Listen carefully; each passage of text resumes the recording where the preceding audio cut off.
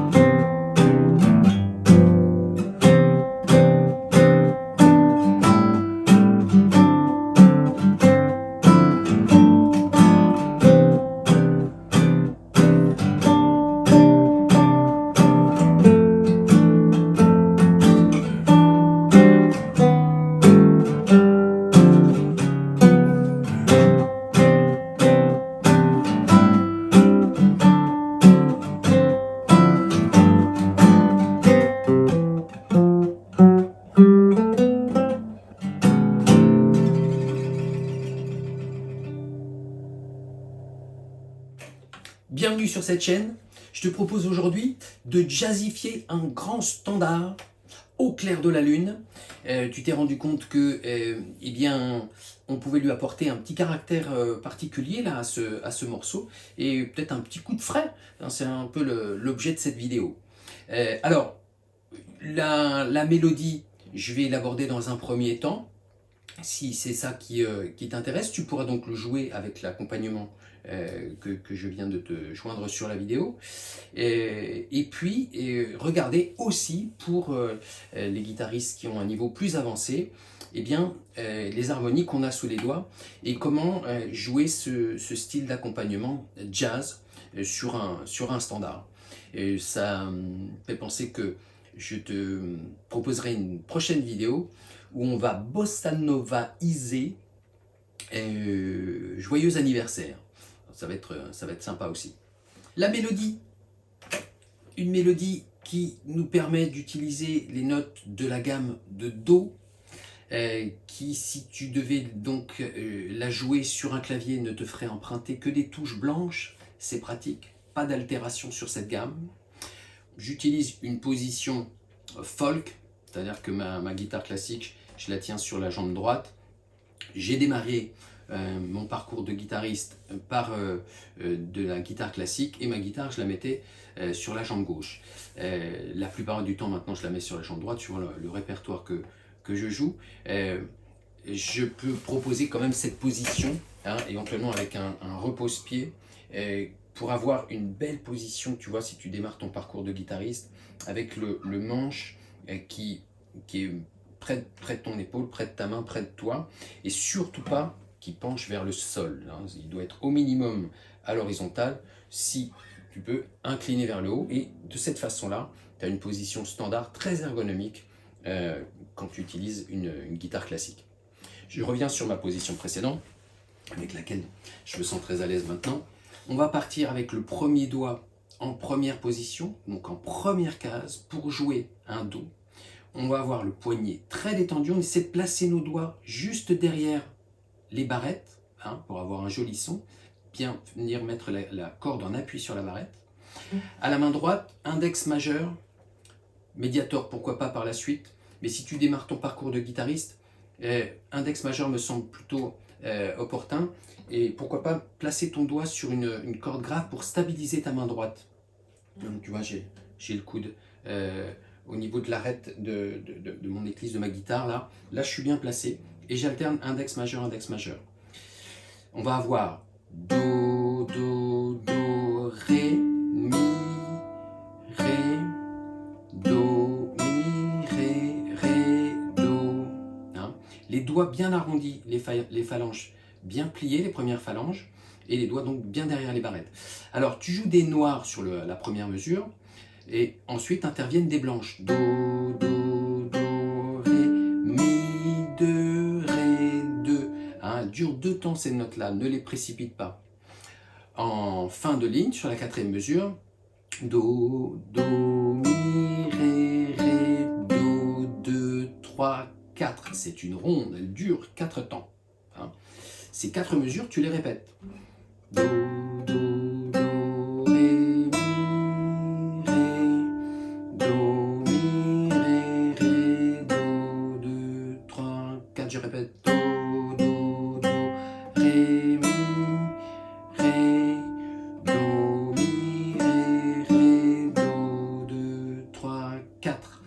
partie B du morceau, on démarre avec un Ré, et on va aller chercher un moment un La, enfin juste après. Après le Ré, tu vas avoir un La en deuxième case sur la troisième corde. Ça va faire ça. Ré, Ré, Ré, Ré, La, La. Et là encore, ce sont des blanches qui durent 2 temps. Puis, on descend la gamme. Ré, Do, Si, La et Sol. 2, 3, 4 pour jouer une ronde. Et on répète la partie A du morceau. Do, Do, Do, Ré, Mi, Ré, Do, Mi, Ré, Ré, Do, 2, 3, 4. Un standard incontournable quand on démarre son parcours de guitariste, voire de jeune guitariste. Pour ce qui concerne la partie accompagnement, je te propose de l'aborder en 3 étapes. La première, on va évoquer la pompe. Et oui, l'essentiel de ce swing que tu peux obtenir dans ce style de musique, ça me semble incontournable de commencer par ça. Deuxième étape, on verra quelle note on a sous les doigts dans ces accords à 4 sons. Hein. Troisième étape, quel degré, quelle cadence on utilise sur ce petit standard jazzifié. Alors, revenons sur la pompe. Je vais l'illustrer avec un Do majeur 7-9, premier accord de ce morceau.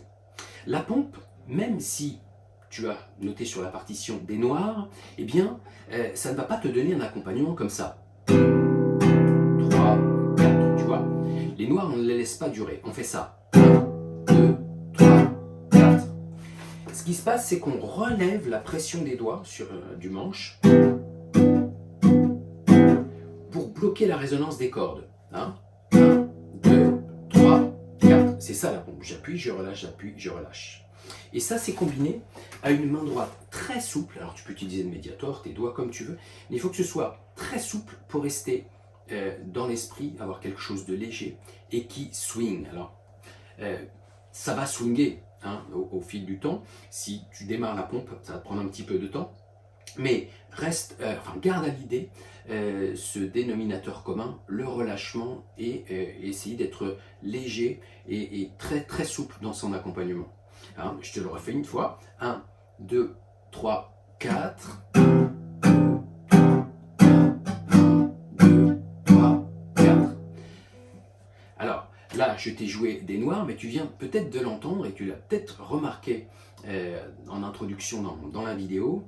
Eh bien, il se trouve que sur certains contretemps, et notamment les temps 2 et 4 des mesures, eh bien, tu as des petites relances comme ça, hein, dans la pompe, qui sont jouées au moment juste où tes doigts bloquent les cordes, et ici, puisque tu es entre 2 temps, tu remontes au médiator ou au doigt, hein, tu remontes pour obtenir cet effet rythmique. Hein. C'est noté donc avec des croix, on appelle ça des ghost notes, hein, ou je dis prout, hein, les élèves, ça fait prout. Tu bloques tes cordes, et ça crée du ressort dans ta pompe, et c'est super chouette de le développer. Je vais te l'illustrer en te mettant une mesure où je n'utilise pas ce ressort sur la pompe, et puis après je vais le faire pendant 2 mesures sur les contretemps des temps 2 et 4. 1, 2, 3, 4, 1, 2, 3, 4, puis 1, 2 et 3, 4, 1. Tu vois, c'est assez sympa quand même ce ressort, et le fait de développer cet aspect de rebond sur la pompe. Alors, c'est très chouette. Après, cet adage qui nous dit « qui trop embrasse mal étreint » se vérifie même les jours de grève, à savoir que si tu en mets partout, bon, l'effet voulu ne sera pas forcément celui qu'on ressentira. Hein. Utilise-le et à bon escient. Hein. Bien, ça c'est pour la pompe. Incontournable cette pompe. Essaye de garder à l'esprit donc le relâchement dans le gratté de tes cordes.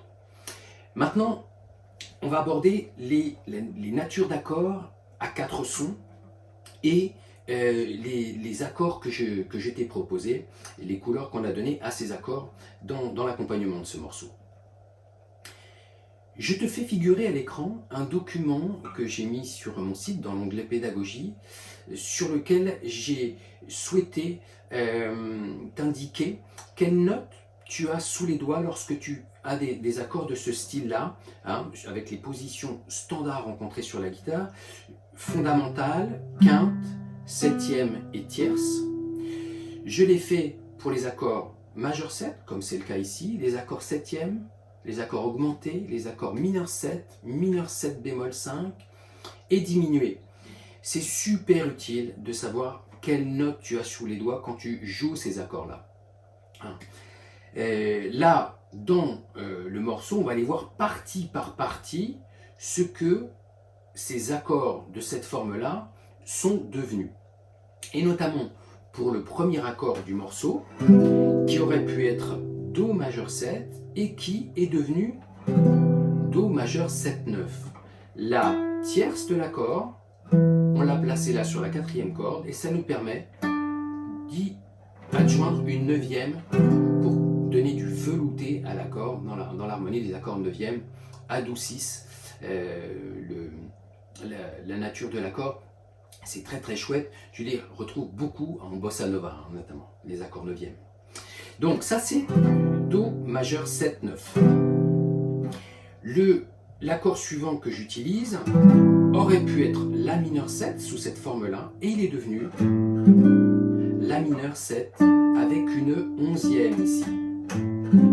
Et ce qui est sympa, c'est que la neuvième du Do majeur 7 est commune avec la onzième du La mineur 7. Et lorsque tu as des notes communes dans les mouvements d'accords, dans les cadences d'accords, hein, les enchaînements de ces harmonies, eh bien l'oreille s'en régale. Garde bien ça à l'esprit, les notes communes, c'est une vraie merveille à entendre.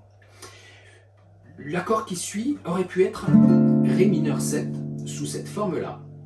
Et là encore, la tierce, on l'a envoyée sur la quatrième corde pour mettre une neuvième sur cet accord, hein, avec le quatrième doigt. Ensuite, on aurait pu avoir un accord de Sol 7. Et cet accord de Sol 7, en tout cas sur une mesure, je l'ai divisé en deux accords. Celui-ci, et celui-là. Eh bien, ça, ce premier accord, il comporte une onzième. Il n'y a pas de tierce en fait. Cette onzième suspend l'accord, on peut dire que c'est un accord suspendu. Et on y retrouve aussi une neuvième, jouée par le La, ce deuxième doigt. Cet accord peut aussi se noter Fa, basse de Sol, F/G.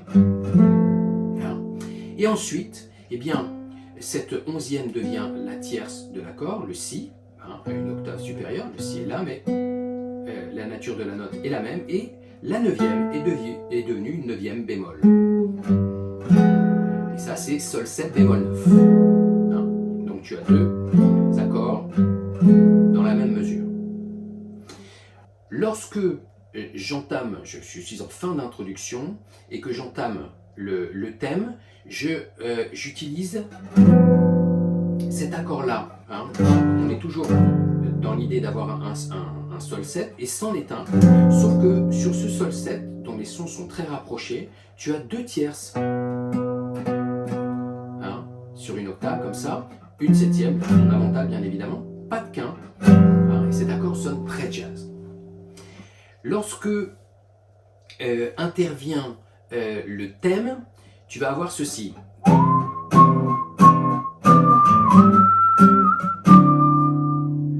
Un Ré 7-9 ici. Hein. Si on avait suivi la gamme, on reviendra là-dessus, eh bien cet accord aurait pu être d'une autre nature, mais à ce moment-là, c'est un accord septième avec une tierce majeure, ce n'est pas une tierce mineure, la tierce majeure est là. Donc à la place du Ré 7, tu as Ré 7, 9. Les autres accords, on les a vus. Lorsque on part sur la partie B, eh bien, l'accord de Do majeur 7 joué Do majeur 7, 9 devient un accord de Do 7, 9 comme c'était le cas pour l'accord précédent, Ré 7-9, donc sur lequel on s'est permis une substitution harmonique, on a changé la nature harmonique de l'accord, hein, qui normalement, à cet endroit-là, aurait dû être mineur. On a donc changé la nature de l'accord pour le majoriser. Et bien, ici, on change la nature de ce premier accord, qui était majeur 7, et dont la septième majeure devient septième mineure, pour avoir un Do 7-9. Hein. Ce Do 7-9 précède un accord qui aurait pu, alors Do 7-9, sous sa forme basique comme ça, Do 7, pardon, sous sa forme basique comme ça, et Do 7-9, comme ça avec la neuvième, hein, pardon. Donc cet accord précède un Fa majeur 7, qu'on a équipé, là il est sous sa forme standard, et bien qu'on a équipé d'une 13e ici. Et ce qui est chouette, là encore, c'est que entre Do 7-9 et Fa majeur 7-13, bien le Ré est une note commune. On a encore une note commune entre ces deux accords. Par la suite, on a quelque chose qui aurait pu être ceci. Mi mineur 7, La 7, Ré mineur 7, Sol 7 et Do majeur 7. Ces accords sont devenus Mi mineur 7-9, alors on l'avait vu sur le Ré mineur 7, hein, le Mi mineur 7, de la même façon il devient Mi mineur 7-9. Et puis ensuite on a un Mi bémol 7-9, Mi bémol 7 sous cette forme-là, avec une neuvième, comme ça. Le Ré mineur 7 est donc devenu Ré mineur 7-9, on l'avait déjà vu dans la partie A, puis on obtient un Ré bémol 7-9, Ré bémol 7 sous cette forme-là, avec la neuvième comme ça, pour ensuite arriver sur un Do majeur 7-9. Alors, je vais l'aborder juste après dans les cadences et les degrés utilisés, mais ici, on vient de faire appel à une merveille de l'harmonie qui nous permet des substitutions tritoniques. Je reviens juste après sur ce sujet.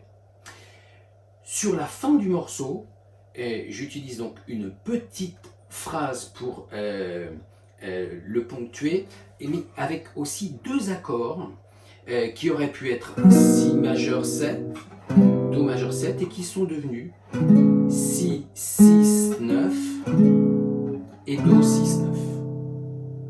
Voilà pour ce qui concerne les notes qu'on avait sous les doigts. Maintenant, parlons des degrés et des cadences de cet accompagnement.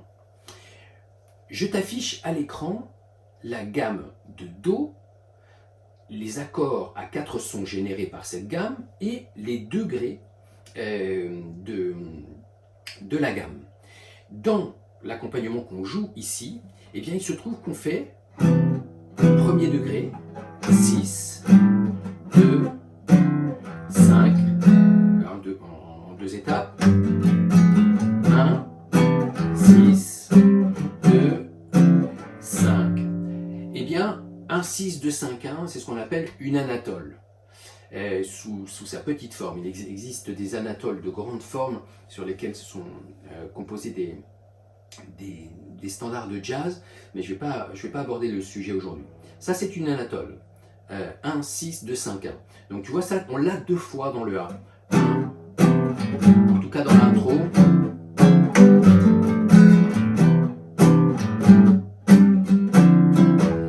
Là, il y a une suspension sur le 5e degré qu'on retrouve, qui débouche sur le premier degré pour démarrer le thème.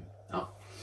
Lorsque on commence à avoir notre thème, eh bien on fait...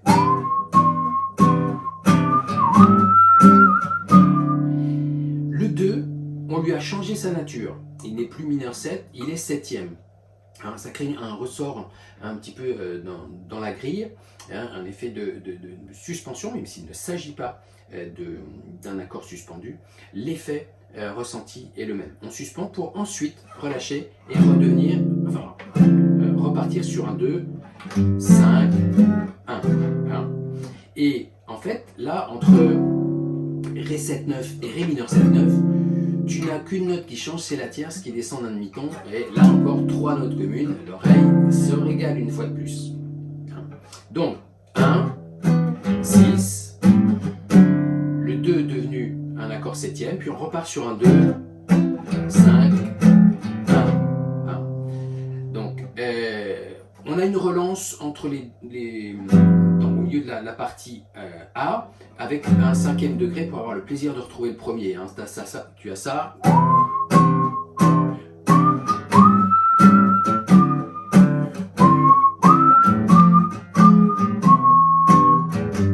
Voilà, on relance sur le 5e degré pour retomber sur le premier.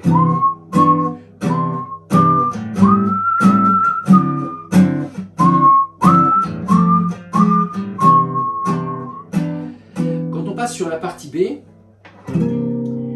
l'accord majeur 7, on lui change sa nature et il devient un accord septième. On baisse la septième majeure d'un demi-ton pour obtenir un accord de 5e degré, hein, sous cette forme-là standard, devenu un accord 9e, ça on l'a vu juste avant.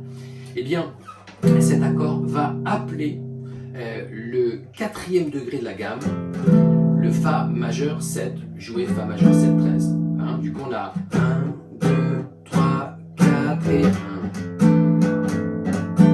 Là, je me permets d'isoler la basse et de jouer le reste de l'accord après. Ça donne du relief à l'accompagnement. Et ensuite, une descente qui fait appel à des substitutions tritoniques. Et ça, c'est absolument génial parce que ça nous permet d'avoir une descente chromatique comme ceci pour aller vers le Do majeur 7. Donc, normalement, on s'attend, l'oreille s'attend à avoir Mi mineur 7, 9, La 7, Ré mineur 7, 9, Sol 7, hein, les 5e degrés. Et en fait, on s'appuie sur donc les tritons. La quinte bémol de chaque accord là, alors, ça sonne tendu, un triton. Et bien, pour pouvoir faire un accord de même nature, c'est-à-dire un accord septième avec une neuvième, normalement, hein, je pourrais avoir ça, Mi mineur 7, Mi bémol 7, Ré mineur 7, Ré bémol 7, et ensuite Do majeur 7. Et bien là, on a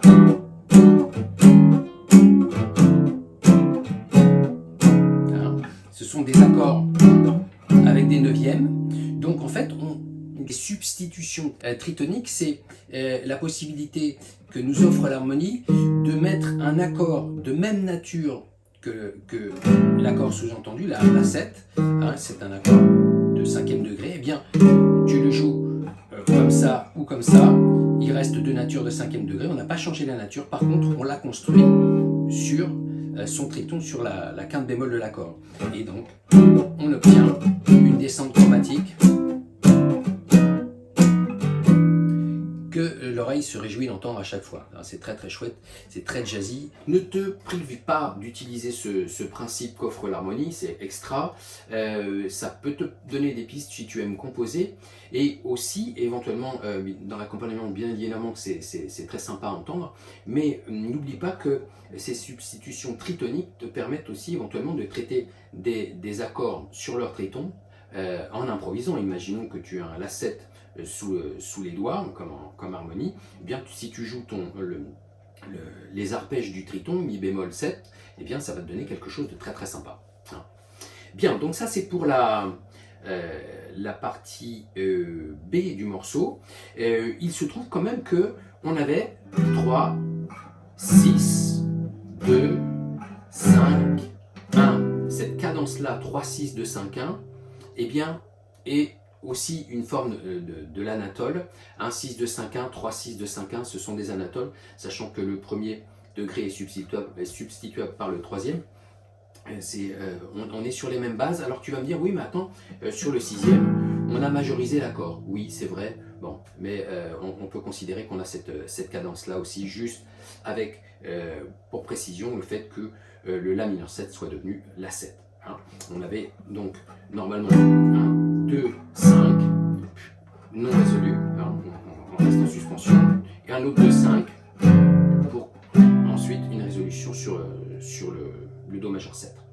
Et on part sur le dernier A du morceau, A, A, B, A, structure relativement usitée dans le jazz, pour faire une petite coda à la fin qui fera Do, Do, Ré, Mi, Ré, Do, Mi, Ré, Ré, Do.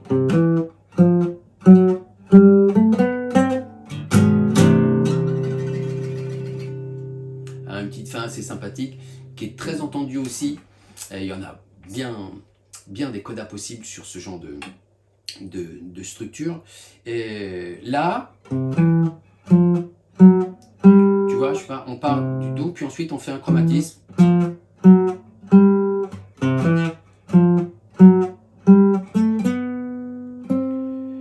Pour finir avec La, Si, Do, et là un chromatisme de l'accord aussi, d'un demi-ton, mais qui est un accord avec une sixte. Et au médiator, j'utilise un des côtés les plus doux du médiator pour faire à la fin.